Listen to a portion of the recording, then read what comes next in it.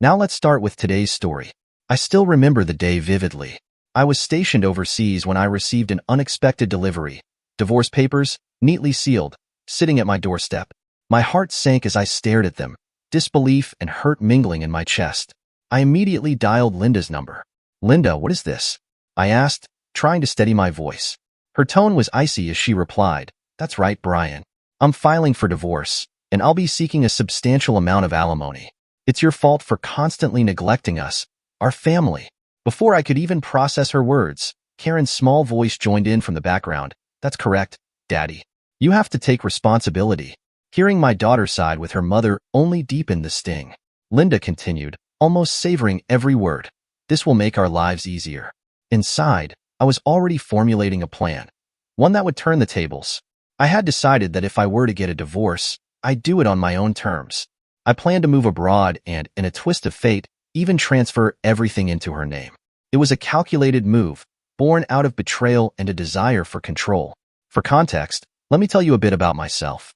My name is Brian, and at 55, I head the sales department at a prominent trading company. Like my father before me, I built my career in sales, a field that has taken me around the globe. Growing up overseas not only enriched my life, but also made me fluent in several languages. After high school, I moved in with my grandparents and attended a prestigious university. Following in my father's footsteps, I embraced a career in global trade, choosing my current organization because of its active role in international business. Despite the economic downturn after the bubble burst, the stock market crash during the lemon crisis, and even the recent pandemic, I managed to achieve remarkable results. Now, as overseas business trips have resumed, my life is a never-ending cycle of negotiations and departures. As I packed for my next trip, Linda couldn't resist a jab. "This one might take a while," she remarked sarcastically as she watched me fold my clothes. I replied calmly, "I'm counting on you to take care of the house while I'm away." Linda merely smirked, turned away, and left the room without another word. After finishing my packing, I decided to take a short break in the living room. That's when I heard Linda's discontented voice from the other room. "He's making a big show of packing by himself. So passive-aggressive," Linda complained. "Well, it's better if he doesn't need our help, isn't it?" Karen added in a surprisingly conciliatory tone. I sighed, took a few steps back, and cleared my throat before entering the room. "Oh, Dad, are you all ready?" Karen asked, reaching out to me with a bright smile. "I'm ready to go," I declared, forcing a small smile. "Early departure is on the cards tomorrow. This journey will be a lengthy one." Karen nodded in understanding, but Linda remained silent, sulking as she turned away. It was nothing new. I had long since stopped expecting a warm farewell from her. I prepared a cup of coffee and returned to my quarters. Linda and I had occupied separate bedrooms for almost 2 decades. That fact alone spoke volumes about our relationship. Back when we first met, Linda held seniority over me at the company. She worked the front desk, her captivating appearance and effortless charm making her the center of attention.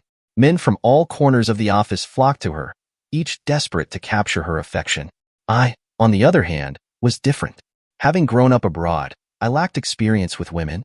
I preferred the company of my high school and university friends, never having a romantic partner. To Linda, I must have seemed like a mere child, undeserving of her time or attention. Yet, despite everything, I gained recognition at the company as a promising prospect. My skills set me apart, and I inadvertently became somewhat of a celebrity among my peers. One day, while visiting the reception desk, Linda did something unexpected. She covertly handed me a small, ornate hairpin. When I turned it over, I saw a number inscribed on the back, hers. Most men would have been thrilled. I, however, was so engrossed in my work that I couldn't fathom why the company's shining star would bestow such attention upon me. I disregarded the gesture entirely. That evening, as I was leaving work, she unexpectedly confronted me. Her tone was firm, leaving little room for rejection. "Hey, Brian," she called out, stepping in front of me. "You ignored my message, didn't you?" I hesitated, unsure of how to respond. I didn't mean to offend you. I've just been really busy with work." "Busy enough to pretend you didn't see my number?" she teased, crossing her arms. "At least let me treat you to dinner." There was no escaping her. Reluctantly, I agreed. At the restaurant, as she sipped her wine, she studied me closely. Then, she asked directly, "Brian, do you have a girlfriend?" I blinked, caught off guard. "No," I admitted. "I'm too focused on learning the job right now." She chuckled, swirling the wine in her glass. You're so serious. But I've heard the executives have high hopes for you. You're talented and multilingual, a true rising star. I shifted in my seat, trying to downplay her words. Speaking multiple languages is common here, I said. And your humility too, she mused, setting her glass down. You're truly remarkable. Her words didn't particularly move me at the time, but they seemed to spark something within her. After several more shared meals, we somehow found ourselves in an approved relationship at the company. As my business trips abroad became more frequent, Linda was always delighted. It's amazing you're taking solo international trips after just 1 year, she'd say, her eyes shining with pride. In time, I grew to genuinely love Linda. What had started as a whirlwind romance slowly turned into something real, at least for me. After 3 years together, I finally proposed. I'm so thrilled, she said, her eyes shimmering with excitement. I'll be by your side, ready to uplift and back you up. Her words reassured me. I believed she was determined to be a steadfast companion, someone I could rely on no matter what. After our marriage, Linda made the decision to resign from her job. Several of her male co-workers expressed visible grief and, in some cases, resentment toward me. I could see it in their eyes, hear it in the whispers that stopped when I entered the room. But by then, I had earned respect in the sales department, and no one dared to voice their complaints directly. Soon after our wedding, we discovered that Linda was pregnant. The news filled me with both excitement and nervousness. We moved quickly, making preparations for our growing family. However, Linda was severely affected by morning sickness, and it became increasingly difficult for her to manage household chores. I did my best to help, cleaning up after work, preparing meals when I could, but nothing seemed to satisfy her. This isn't how I like my tea, she'd complain, pushing the cup aside. I'm sorry, I'd say, trying again. Let me make it how you prefer. But the kind, affectionate Linda who had once praised me during our courtship had vanished. She was irritable, short-tempered, and distant. I kept telling myself that her behavior was solely due to the pregnancy. Once the morning sickness passes, she'll be back to her old self, I reassured myself. The reality, however, was far from that. When Karen was born, the nights became arduous. The sound of her cries filled the apartment, and sleep became a luxury neither of us could afford. At least take care of her when you're home, Linda would say, pushing the crying infant into my arms the moment I walked through the door, exhausted from work. I'd sigh but take Karen without hesitation, rocking her gently. I've been up since 4, Linda, I murmured one night, fatigue weighing heavy on my body. And I've been up every hour, she shot back. You think you're the only one tired? I bit my tongue and carried on. On the few days I had off, I spent my time catching up on cleaning and laundry. Being young and inexperienced, I believed that postpartum women were delicate and required gentle treatment. My parents had always emphasized that a husband should support his wife during this time, and I took that lesson to heart. Despite my exhaustion, I persevered. I wanted to do right by my family. Linda, however, grew accustomed to delegating household duties and childcare to me, yet she never let me slack off at work either. You need to keep pushing yourself, Brian, she'd remind me. You have a family to provide for. And so, I pushed myself. Thankfully, Karen remained healthy, avoiding any major illnesses. Time passed quickly, and before I knew it, nearly 30 years had gone by. My relationship with Linda, however, had significantly cooled.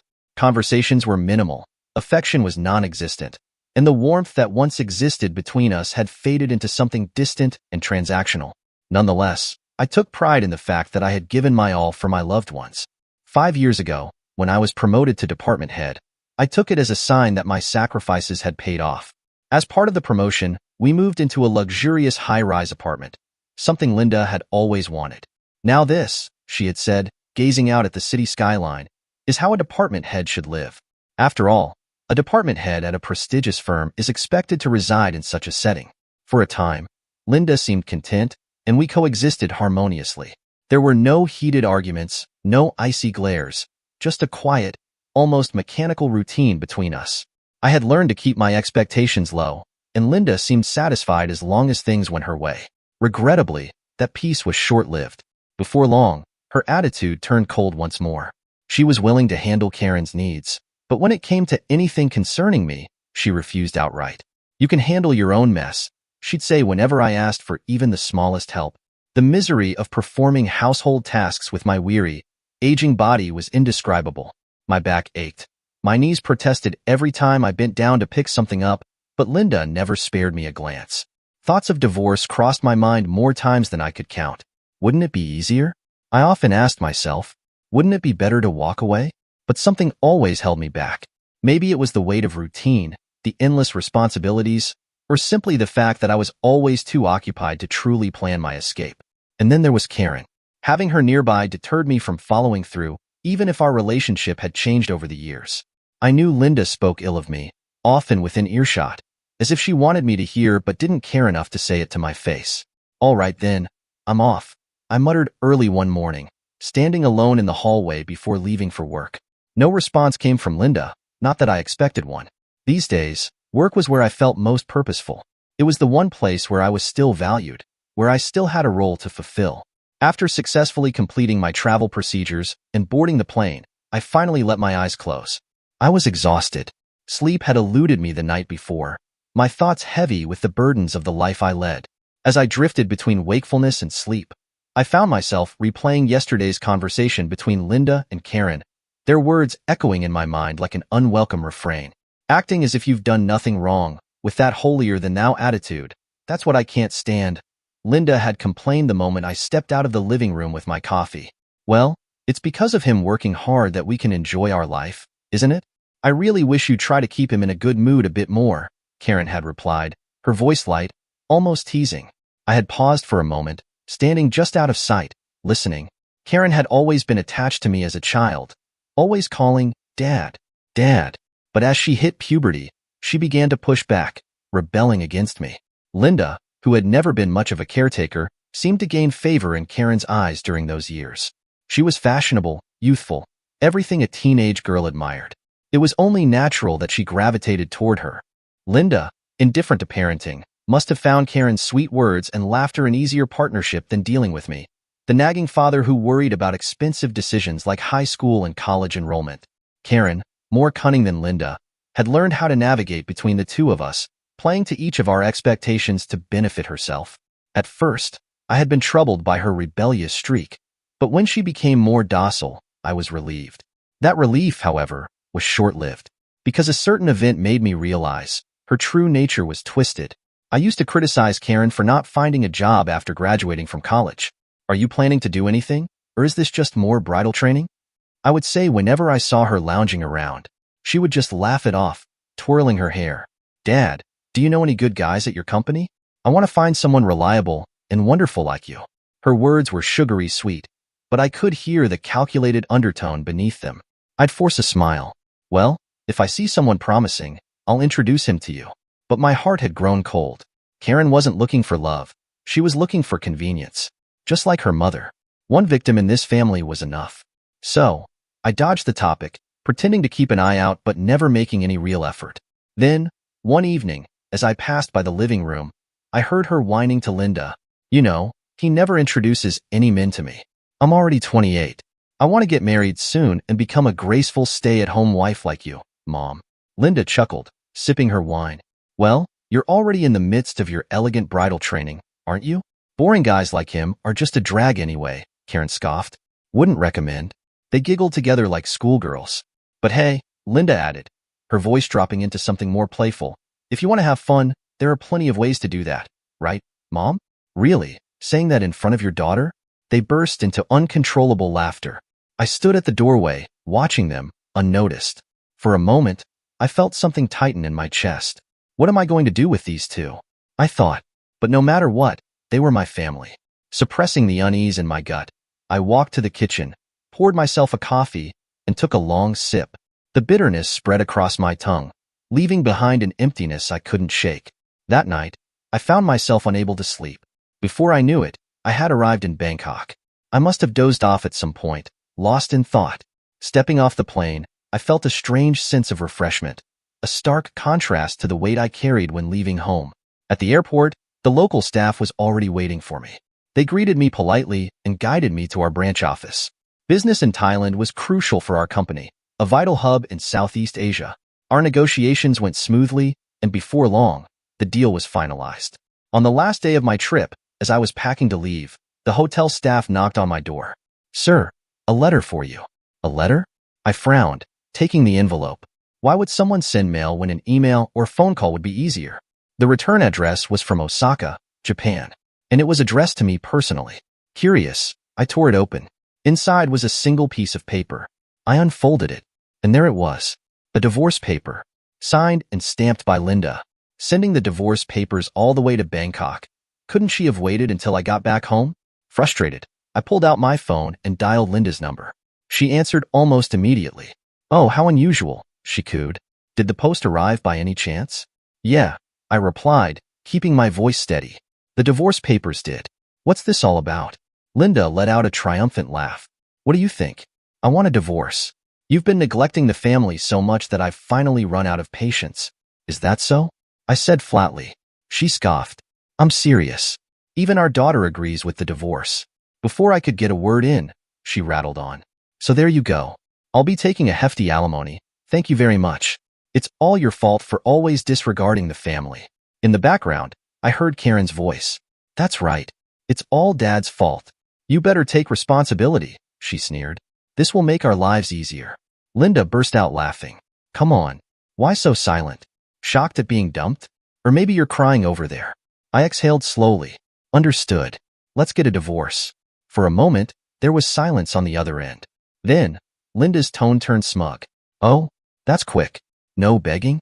No fighting back? I'll give you everything I own," I said calmly. There was a beat of silence before Linda spoke again, this time sounding intrigued. "I promise I'll also take the savings. You have no complaints, right? After all, I've supported you all this time, so you should be grateful and hand it over." I could practically see her smirking through the phone. "Understood. Let's proceed with that," I said. Linda and Karen erupted into victorious laughter before I ended the call. I let out a sigh, staring at my phone for a moment. "Well, things are about to get busy," I muttered. Without wasting any more time, I packed my bags and caught the next available flight back to Osaka, Japan. Upon landing, I went straight to the courthouse and submitted the divorce papers. The legal process moved swiftly, and soon enough, it was done. The moment I walked out of the building, I felt a sense of relief I hadn't experienced in 30 years. That night, I cracked open a beer, leaned back in the chair I'd brought out onto the deck, and let the evening breeze wash over me. A chuckle escaped me involuntarily. Then, my phone rang loudly. I frowned, glancing at the screen. Linda. I debated ignoring it, but curiosity got the better of me. "Hello?" The moment I answered, a furious shriek blasted through the line. "What do you think you're doing?" Linda screeched, her voice so loud it distorted the sound. "What do you mean?" I asked coolly. "What do I mean? What do you think you're doing? What's going on?" For a moment, all I could hear was her heavy breathing, as if she had been running or screaming for a while. Then, she spat out, something about a certificate of content arrived. She started speaking again, still panting, her voice filled with panic. "Just as it says, due to the divorce, your infidelity has been uncovered, so I'm claiming compensation." I sighed, keeping my voice steady. "It's not just that, is it?" Linda's breath hitched. "What do you mean?" "The DNA test results," I said coldly. "Karen isn't my daughter, right?" Silence. "Not only that," I continued, "but there's also evidence that you tricked me into raising her. So, I'm demanding the return of all the child-rearing expenses I've incurred." Linda's voice cracked. "But I can't pay something like $500,000. I shrugged, though she couldn't see it. "Then why not have Karen's real father pay? Seems fair, doesn't it?" There was a sharp intake of breath on the other end. "Who are you talking about?" She stammered. "Don't play dumb, Linda." My voice dropped into a low, almost amused tone. "I know everything. All of it." She gasped audibly, fear creeping into her voice. "But he doesn't have that kind of money anymore. His ex-wife took everything. The savings, the retirement fund, everything." Her feeble excuse was as good as admitting it. Karen had a different father. I shook my head, exasperated by Linda's foolishness. "It's the former executive vice president, Parker, isn't it?" The line went deathly silent. Then, a tiny, choked sound escaped her lips. I leaned back in my chair, savoring the moment. I only found out recently myself. Surprised me, too. To think that our matchmaker at our wedding was actually your lover. How fitting. Linda groaned in frustration, but then, as if realizing something, her tone changed. "Wait, did you tell Parker's wife about this?" I chuckled. "That's right. You catch on quick for once." Linda let out a strangled sound, part growl, part panic. "You meddling. This is too much. But there's nothing you can do about it now, is there? I said smoothly. His wife was furious when she found out about the years of betrayal. Their son is a lawyer, and through his connections, they hired a top-notch attorney. They managed to take almost all of his assets, didn't they? Linda didn't respond, but I could feel her desperation. Speaking of which, I continued, his wife also mentioned she was going to sue you for damages. What did you say? Linda shrieked. There was a rustling of papers in the background. It seemed she had received a certified letter from Parker's wife demanding $50,000 in damages. I can't pay that, she wailed. Wow, I mused. That's $550,000 in total. Impressive. Good luck with that. Linda was gasping now, almost hyperventilating. Hey, if you're short on cash, you could always sell some land, I suggested casually. Oh, that's right. The deed is in my name now, isn't it? There was a brief moment of silence before Linda's voice brightened slightly, as if she had just remembered something important. That's right. It's all done, so. I cut her off. Yeah. Anyway, I'm going to hang up now. And with that, I ended the call. For the first time in years, I laughed. A real, full-bodied laugh. It had been about a year ago when I accidentally learned of Linda's trickery, the truth about Karen. As for my former boss, ex-executive vice president Parker, I had stumbled upon his little secret completely by chance. It happened on a night when I was supposed to dine with a client at an upscale restaurant. The client was running late, about an hour behind schedule, so I decided to grab a cup of coffee while I waited. As I turned around, stirring my drink absent-mindedly, my gaze landed on the entrance. And there they were, Linda and Parker, entering together. Parker was my boss, and since Linda worked at the same company, they knew each other well, especially since he was the matchmaker at our wedding. For years, we had continued to send him gifts for mid-year and year-end traditions without fail. It was just another formality, a show of respect for an influential figure in our lives. But the way Linda and Parker were together that night, it didn't feel like just old colleagues catching up. There was a strangely intimate vibe between them. Something off, something almost clingy. I didn't say anything. Instead, I immediately turned away, making sure they didn't notice me. Conveniently, they were seated at a table across from mine, with a large pillar partially separating us. I couldn't see them, but in the quiet atmosphere of the restaurant, I could just barely make out their voices. Parker let out a contented sigh. Linda, it's been a while. Linda's tone was light, almost playful. Yes, I thought we'd see each other more now that you're retired, but you never get in touch. My bad, Parker chuckled. When I was working, any excuse would do. But now that I'm at home, it's harder to find a reason to go out. I frowned. Parker had retired last year. If they had been distant all this time, why did their conversation sound so familiar? The way Linda spoke to him, so casual, so unlike the aloof tone she usually reserved for me. Then, Parker's voice softened, almost affectionate. How's Karen? Is she doing well? Linda let out a fond chuckle. Yeah, she's really into K-pop idols lately. She's been making a huge fuss about going to their concerts. I froze. Hearing Karen's name, I instinctively leaned in closer, my pulse quickening. Parker laughed. Is that so? No prospective husbands in sight yet? Not at all, Linda replied.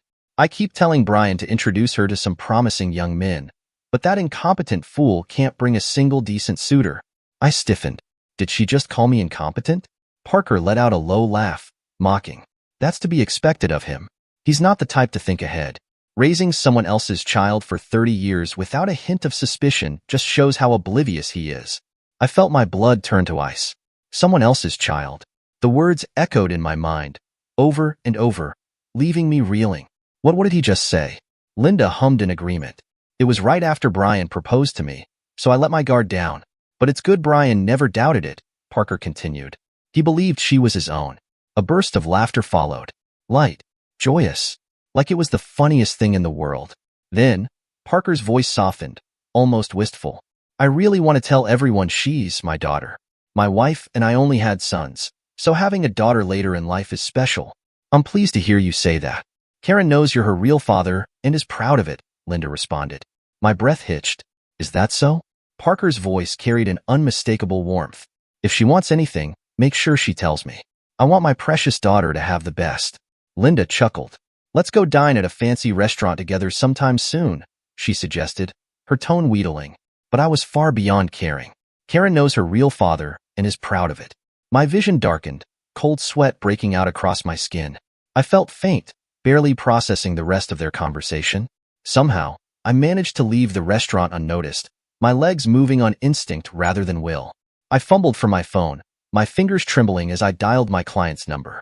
I'm sorry, I won't be able to make it tonight. I'm not feeling well, I mumbled, my voice barely above a whisper. Oh, that's unfortunate.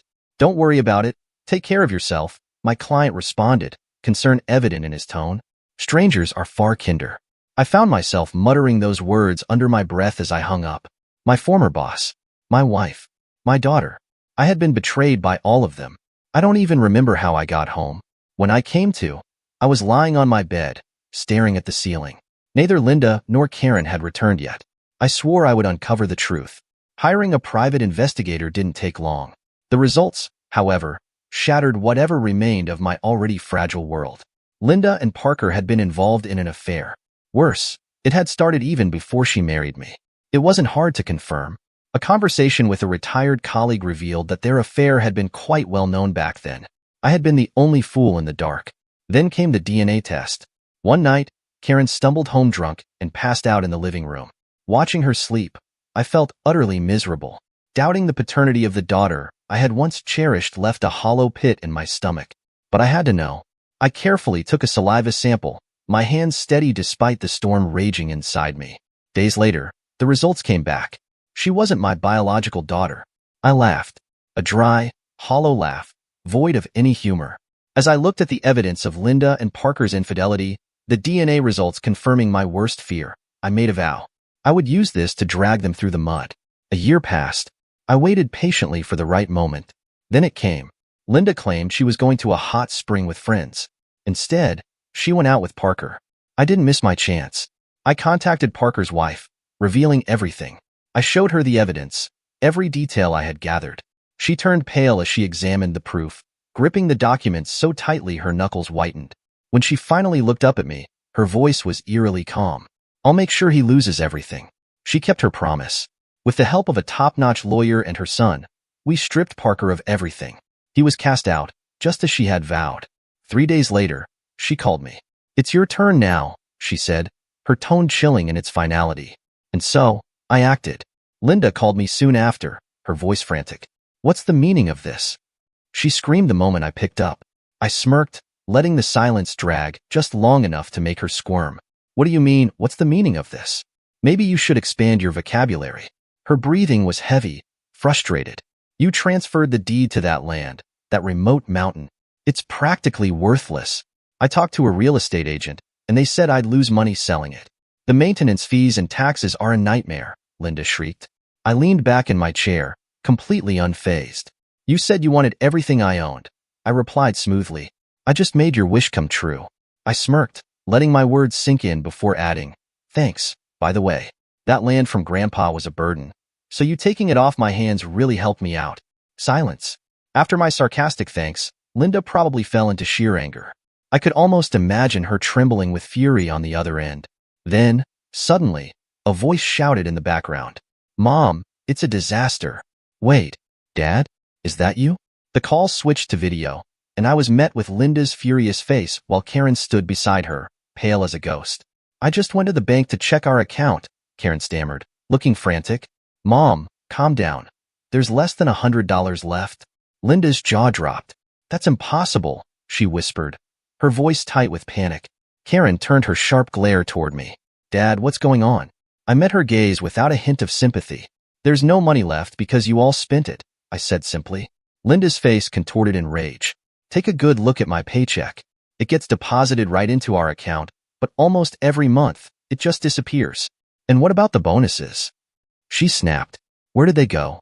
I let out a short, humorless laugh. They went straight to your overseas trips, your designer bags, and your spa treatments. No way, that can't be true, Karen mumbled, but as she frantically scrolled through the bank statements, her expression told me she was seeing the truth for the first time. Her mouth opened slightly, her fingers trembling against the screen. I watched her realization unfold and let out a sigh.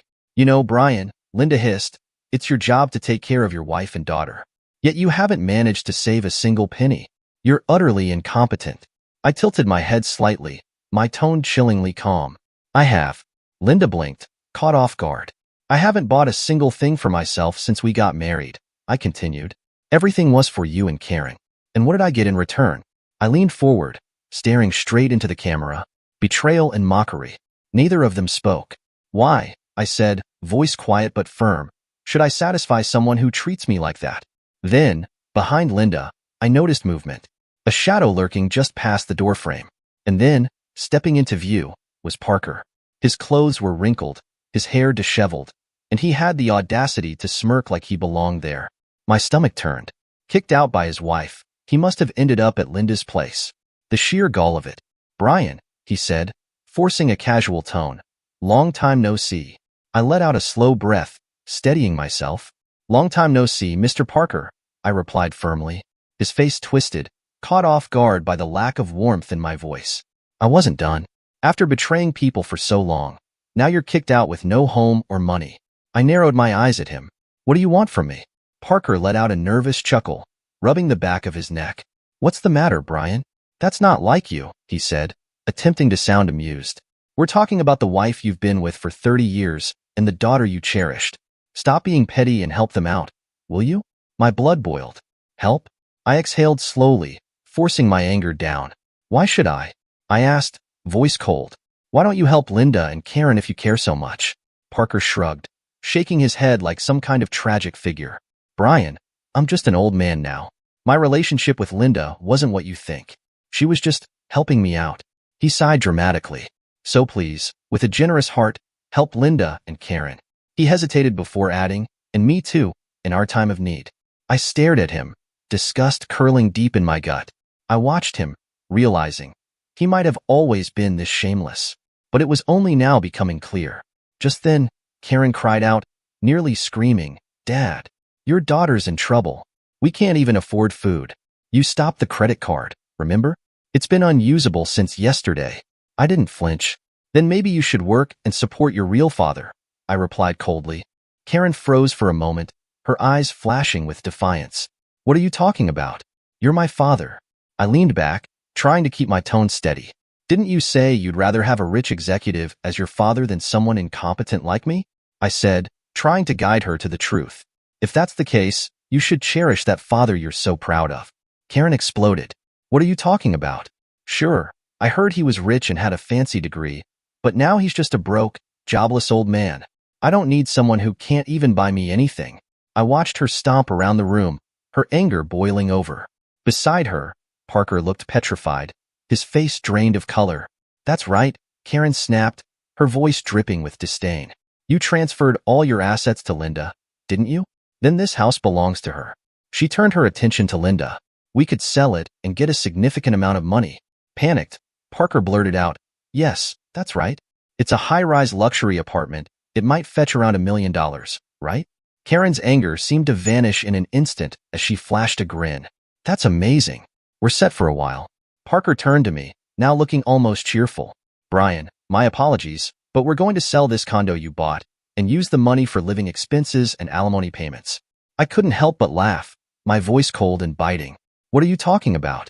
This condo was never in my name, so it doesn't belong to Linda. Linda looked stunned.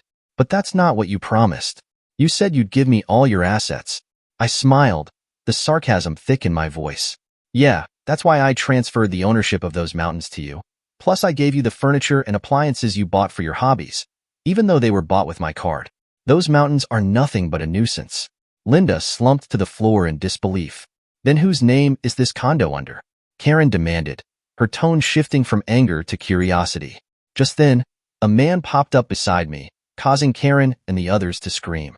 This is Leo, my childhood friend and current employer, I said, motioning toward him. Karen and Linda looked utterly confused. Employer? What are you talking about? Linda asked, bewildered. I nodded, trying to keep things clear. I quit my job, and I'm now in Bangkok, Thailand. Leo's been running a company here and had invited me before. I never mentioned it because I knew you'd never approve. Linda's confusion deepened. But what about this condo? Leo greeted Linda with a smile, though it was clear he wasn't thrilled to see her again. I could tell he was putting on a facade, trying to keep the situation from getting more awkward than it already was. Long time no see, Linda, Leo said casually, trying to keep the mood light. You might not remember me. We only met at the wedding. I bought this condo as an investment. I didn't want to rent it to just anyone, and when I heard Brian was looking for a place, I told him he could rent it cheaply while saving up to build his dream house after retirement. I chimed in, watching Linda's expression change as she realized what was happening. So that's why the condo is Leo's, I added, watching their disappointment grow. Leo nodded in agreement, his face hardening as he prepared to deliver the news. You'll probably hear from the real estate agent soon, but please move out by the end of this month. Linda's face contorted in shock, and I couldn't help but feel a bit of satisfaction at the look on her face. For once, the tables had turned. You rented it to Brian and his family, Linda began, her voice sharp. But now that you're divorced, I'm a stranger? Karen wasn't even his daughter, right? So I have no reason to rent the place to you? Before anyone could respond, the argument erupted. Linda and Karen started shouting at each other, hurling insults back and forth. Karen said, "It all stemmed from Mom making Dad angry, and now they were both taking it out on me." Karen turned to Linda. "I told you to handle it better." Linda responded, "Parker told me to trick Brian into thinking you was his child when I got pregnant." Karen shot back, "If you're going to deceive a man, at least keep it up until the end. You got caught because you were sloppy. It's your fault." The argument was becoming unbearable for me. I had enough. I interrupted. "If you want to debate, do it later. My patience is running thin. Now, pack your belongings and get the hell out of the place. I'm ending this call." The trio on the other end of the line glared at me, their faces filled with anger. I wasn't about to let them drag me back into their web of lies and manipulation. Then Linda cried out, her voice desperate. "Brian, it was all a misunderstanding. It was an error. I only love you. When I was younger, this man deceived me. Karen was a mistake, and I don't need her anymore. Let's pretend the divorce never happened. I'm a victim too. So let's go back to how things were, please." I was just lonely and foolish. Before I could respond, Karen snatched the phone from Linda, her voice trembling with emotion. "Dad, you're the only dad I have. You've always taken care of me. Don't listen to Mom. Let's live together, just the two of us. I'll show you your grandchildren someday. Can I come live with you too?" I laughed and said, I didn't need this drama in my life anymore. Just then, Parker chimed in, as if he hadn't just been part of this mess. "Brian, Bangkok is an excellent choice. Southeast Asia is booming. I'd love to work at that company too. Despite my age, my achievements speak for themselves. Please introduce me to your friend Leo." The audacity of them. All they cared about was their own selfish needs. I shook my head, overwhelmed. "Enough," I muttered, as I watched Leo's eyes widen at the ridiculousness of it all. The trio continued to argue, insults flying back and forth over the phone. Leo and I exchanged a glance, both of us stunned into silence by the sheer chaos unfolding before us. Finally, I quietly hung up the phone. The past decade had been a grueling journey for me, filled with deception, lies, and betrayal. Leo watched me with empathy, as he always did, acknowledging the challenges I had confronted in cutting ties with those who had caused me distress. We clinked our chilled beers. The chaos, the lies, the constant battles, it was all finally behind me. Leo raised his glass with a grin. "To freedom," he said, his voice steady and filled with a quiet joy. "To freedom," I echoed, feeling. It was more than just about escaping the past. It was about moving forward, unburdened, free from the shadows that had loomed over me for so long. The real estate agent's directive had forced Linda and her companions to vacate the condo. Despite their efforts to stay, their manipulative tactics had finally caught up with them. I couldn't bring myself to feel bad for them anymore. Regrettably, her family had refused to help her, leaving them to wander from one internet cafe to the next.